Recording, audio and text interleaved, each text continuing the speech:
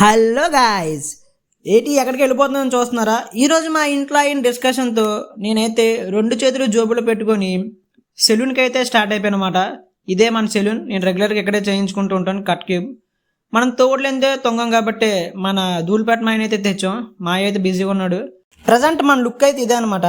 నాకైతే బాగానే ఉంది. మీకు ఎలాగుందో కమెంట్ అయితే చేయండి. అన్నకైతే మనం బ్లూ ప్రింట్ ఇచ్చామన్నమాట, ఎట్లా గీయాలి ఏంది అని అనేసి.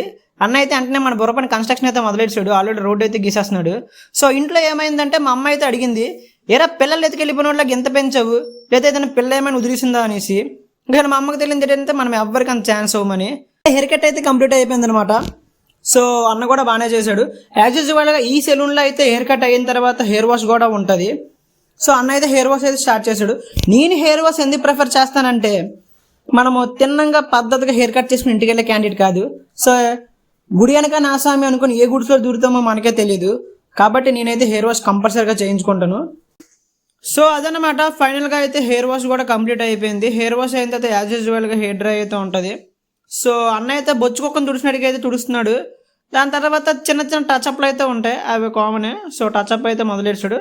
అన్న దగ్గర ఒక మంత్రదండం ఉంటుంది, అదే మాట ఇగో తీసాడు, చూసారా మంత్రదండం. అది ఎలాంటిదంటే కర్లీ హెయిర్ని కూడా స్ట్రైట్ హెయిర్ చేసేది, కాకపోతే అరగంట వరకే. ఫైనల్గా మన హెయిర్ కట్ అయితే కంప్లీట్ అయిపోయింది.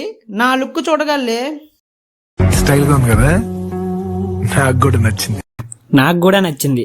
సరే అయితే ఉంటా మరి, బాయ్.